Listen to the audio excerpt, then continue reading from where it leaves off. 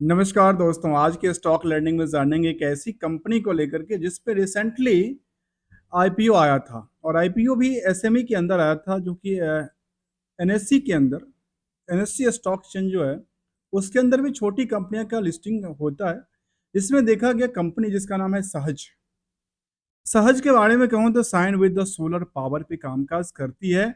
और इतना ही नहीं, ये जिस तरह के खास के जैसे एक शक्ति पंप थी जो कि पंप बनाने वाली थी, ऐसे ये भी solar power solar water pump बनाती है। और ये मैंने अजीबो गरीब चीज़ देखा है, खास करके मोबाइल सोलर ट्रॉली की बात कर रही है। तो मोबाइल सोलर ट्रॉली में मुझे लगता है कि ये जो ट्रैक्टर की ट्रॉली होता है उसी को उसको चारों तरफ जो आंकलन है, जो स्टील लगा होता था, लोहे की पट्टी लगी होती थी ना, उसको पूरे के पूरे क्या किया, इसको पैनल में कन्वर्ट कर दिया। इतना ही नहीं, सोलर पैनल बनाती है कंपनियां। और इसके साथ देखते हैं सोलर होम लाइट्स भी बनाती है, साथ में देखती हैं इसके पास सोलर स्ट्रीट बनाने में काम। और इतना ही नहीं, solar of grid power plants भी पे भी कामकाज करती है। स्टेंट में देखा जाए तो इंजीनियरिंग की सर्विसेज भी प्रोवाइड करती है, कमीशनिंग की कामकाज करती है, देखने को मिलती है। तो कंपनी के बारे में देखें तो कंपनी के बारे में हमने ये देखा, और साथ में एक चीज को आकलन करिए, जो जो शक्ति पंप है उससे भी बड़ा मल्टी बैगर आने वाले समय में बन सकता है। इतना ही नहीं, जो कंपनी एक महीने में 80% का रिटर्न जंप कर चुकी है, एक महीने में 80% का रिटर्न दे चुकी है। और आज तक की डेटा की बात करें, आज तक की डेटा की बात करें तो ये कह सकते हैं जो करीब 130% की इनक्रेडिबल जंप रही है आईपीओ के लिस्टिंग के बाद की, जहां पे ये भी देखने को मिले जो रूफ पॉइंट से लेकर के सोलर स्ट्रीट तक की कामकाज करती नजर आती है। इसका नाम है सहज सोलर। अब आते हैं इसकी हम पोटेंशियल को लेते हुए मार्केट को लेकर दे क्या कहती है इसकी मार्केट की स्ट्रेटजी को लेकर। जैसे हमने सीधे सीधे देखा, जो हायर टू लोअर की बात करें तो करीब करीब 130% के आसपास की जंप देखने को मिली थी, बॉटम से लेकर के हाई तक में। और ये 29 जुलाई से लेकर के 27 जुलाई की आंकलन था, और ये लिस्टिंग की डेट भी करीब 29 जुलाई का यहाँ आंकलन था। और क्या इसके बारे में एक नज़र हम डालते हैं मार्केट की बाकी चीज़ों को लेकर। तो बुक वैल्यू के बारे में कुछ नहीं कहते क्योंकि अभी तक इसका बुक ऐसा देखने को नजर नहीं आई। अब इसका जब पहला फाइनेंशियल आएगा तब इसका पता चलेगा आखिर यहाँ पे बुक वैल्यू क्या कहती है।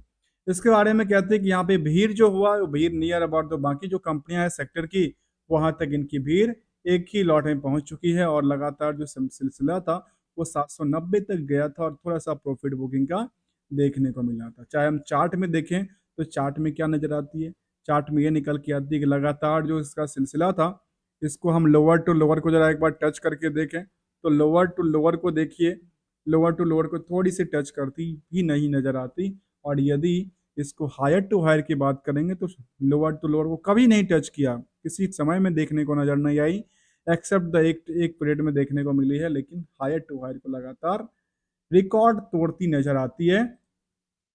जहां पे आरओसी की बात करती है कंपनी करीब 39% के, और आरओई की बात करती है 53% का।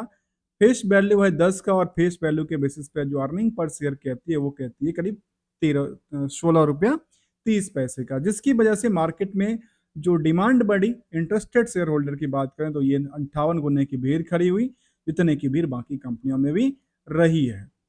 अब आते हैं सिलसिले को आगे बढ़ाते हुए, जहाँ पे प्रमोटर्स की होल्डिंग और नंबर ऑफ शेयर को 1 करोड़ 10 लाख का, मार्केट कैप अभी तक बहुत ज़्यादा नहीं, 770 करोड़ के आसपास का पहुंचा है, जहाँ प्रमोटर्स भी करीब 71% की होल्डिंग लेके बनी है। और अब एक सवाल आता है कि एक स्टॉक में इसको डिमांड को लेकर के आखिर जो इंटरेस्टेड डिमांड है वो किस लेवल पे बनी है। इसका पहला फैक्टर देखें तो कहती है डेट टू इक्विटी रेशियो, दूसरे की बात करें जिसका नाम है करंट रेशियो। इन दोनों को हम आपस में एक ही बार स्टडी करते हैं क्योंकि इन दोनों को आपस में ईपीएस में बड़ा सा रोल अदा करती है। कैसे? क्योंकि इसका पार्ट ये है, जो डेट्स एक बोरोइंग्स है, और बोरोइंग्स में देखा गया कि इंटरेस्ट की बर्डन क्या कहती है, साथ में यहाँ वो सेल्स की बात करती है जो सेल्स उधार है, और उधार के साथ साथ जिसमें रिस्क फैक्टर भी बनता है रिकवरी को लेकर। कंपनी का मेन काम है पीवी मॉड्यूल मैन्युफैक्चरिंग पे कामकाज करती है। जो सोलर में पीवी पैनल की बात है ना, वो बड़ा इंक्रेडिबल और रिन्यूएबल एनर्जी में आने वाले समय में जो ग्रोथ लेवल है वो काफ़ी गुना इंक्रीज कर सकती है, जैसे कि बाकी कंपनियां हैं, जैसे सुजलॉन्स हो सकता है, या फिर इनसे जो वॉ सोलर एनर्जीज हैं, या जो कि साथ में पीवी पैनल और यही सारी चीज़ बनाती है, उसको मेंटेनेंस करती है, आगे चल के मेंटेनेंस का भी काम कर सकती है। अब आते हैं इसको सिलसिले को आगे बढ़ाते हुए और वो देखते हैं इन दोनों फैक्टर को हम क्या करेंगे, रिसर्च करके देखेंगे आखिर कितने की यूटिलाइजेशंस बनी है। आते हैं पीयर्स में कंपेयर करें, जहाँ पे सीमेंस करके एबीबी, सीजी पावर, सुजलॉन्स, भेल, हिटाचिस और सहज जैसे कंपनी इस लिस्ट में शामिल हुआ। उस कंपनी की लिस्ट में सबसे ज़्यादा यदि किसी स्टॉक में डिमांड बनी है, इसका नाम है भेल, भारत हैवी इलेक्ट्रिकल्स लिमिटेड, जिसमें करीब 1000 गुन्ने की भीड़ खड़ी है, पीबी की पीई के रेशियो में देखा जा सकता है इसको। इसके बाद यदि दूसरी कंपनी की बात करें तो बाकी सारी कंपनियां भी करीब काफ़ी जंप करती नजर आती है, यहाँ पे भीड़ काफ़ी ज़्यादा है, यहाँ पे भीड़ की तादाद कम है तब भी करीब नियर अबाउट द सेम रहा जो कि इंडस्ट्रियल की बाकी कंपनियों की एवरेज रही है। इतना ही नहीं, यदि कंपेयर करने के टाइम में ये भी देखा जाए कि आखिर इनका नेट सेल्स क्या था, सेल्स के बेसिस पे आरओसी क्या कहती है, या फिर मार्केट कैप में डेट्स टू इक्विटी के बारे में क्या कहते हैं, ये सबको आकलन किया जा सकता है। और इसमें यहाँ पे कोई डेटा नहीं है, क्योंकि यहाँ पे डेटा नहीं, क्योंकि ये रिसेंटली लिस्टेड कंपनी रही है। आते हैं सिलसिले को आगे बढ़ाते हैं, क्योंकि यहाँ पे कोई डेटा बेसिस नहीं है, तो एक ईयरली डेटा बेसिस है जहाँ पे देखा जा सकता है कंपनी की जो ग्रो लेवल थी सेल्स बेसिस पे वो लगातार बढ़ी है। चाहे ऑपरेटिंग प्रॉफिट की आकलन करके देखें, जहाँ 5-6% के आसपास हुआ करता था, वहाँ पे 12% के आसपास की निकल के आती है। इसके बाद कह सकते हैं जो प्रॉफिट के पार्ट में जहाँ 1 करोड़ के आसपास था, वो 13 करोड़ के आसपास जंप करती नजर, और 6 करोड़ से 13 करोड़ पे 200% से ज़्यादा का जंप करती नजर आई है।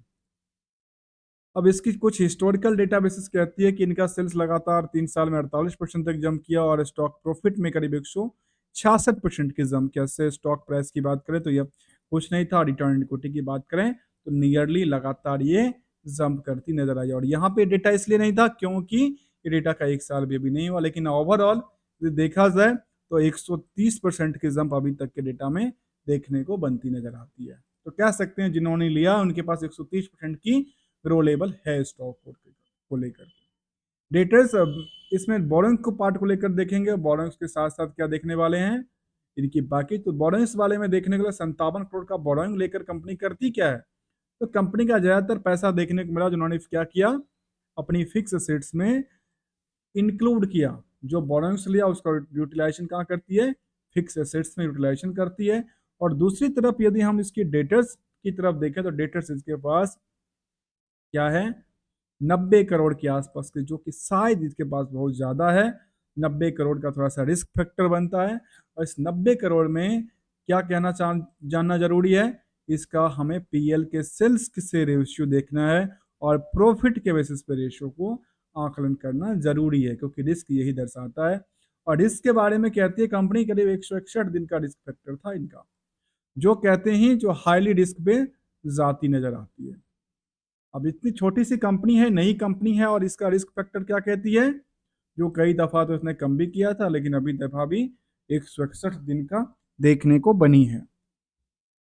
अब जो इनके पास पैसे थे कितने के, करीब जो 90 करोड़ के आसपास की लायबिलिटी इनके पास, जो मार्केट में पैसे फंसे हुए थे, इसके हिसाब से देखें तो 200 करोड़ में कितना पैसा फंसा था, 90 करोड़ का। इसका आकलन करके देखिए, और 90 करोड़ के पैसे को हिसाब से यदि आप इस प्रॉफिट को देखेंगे तो 7 गुनने की क्या है, 7 टाइम की नियरली बनती है इनका डेटर्स की डेट बनी हुई नजर आती है, जो कि पैसा इनके पास 161 दिन में आना वाला है, जो कि इनके लिए थोड़ा सा रिस्क पे चल रही है।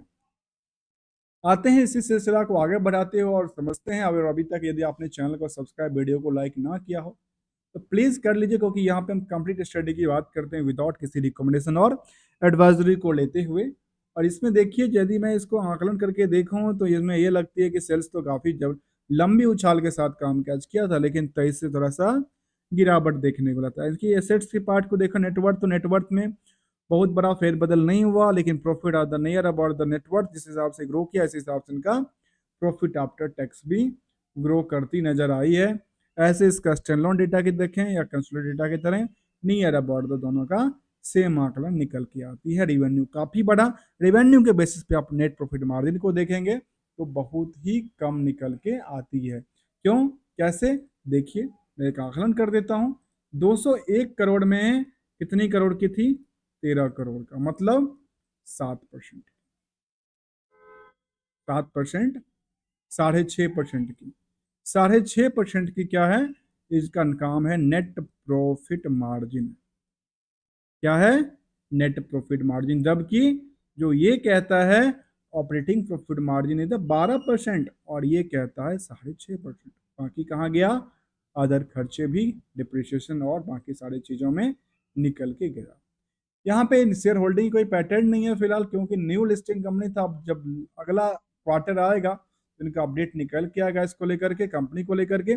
जहां पे कंपनी ने अपने एनालिसिस पार्ट में ये कहा, जो कंपनी के पास जो इक्विटी रिटर्न था वो लगातार आरओई में 42% तक की जंप थी। और हाईली डेटर्स की बात उन्होंने किया कि हाई रिस्क पे क्या है, हाई डेटर्स रेशियोज की बात करती नजर आती है।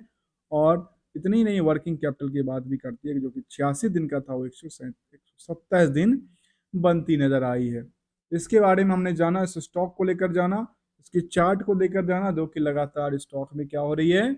एक यहाँ पे ध्यान देने वाली बात यह है कि वॉल्यूम क्या कहता है मार्केट को लेकर के। जब वॉल्यूम वॉल्यूम के चक्कर में वॉल्यूम को देखा जाए आकलन करके, तो वॉल्यूम यहाँ पे काफी खरीदारी बिकवाली का प्रेशर देखने को नजर नहीं आई, क्योंकि वॉल्यूम सबके सब लेके बैठे हैं। क्योंकि सोलर शेयर खास करके मार्केट में ऐसा है, और हमने कहा था एक बार, हमारी पहली स्टडी थी, सोलर सेक्टर जो है ना, खास करके सोलर, सोना और हीरा से बेटर परफॉर्मेंस करने वाली है सोलर सेक्टर। इसी तरह से मार्केट में लगातार जो सिलसिला है वो बढ़ती नजर आती है। दोस्तों, कोई रिकमेंडेशन या एडवाइजर नहीं है किसी स्टॉक के प्रति। इसलिए thank you so much for joining here for the Sahaj solar limited for the learning purpose of the stock specific educations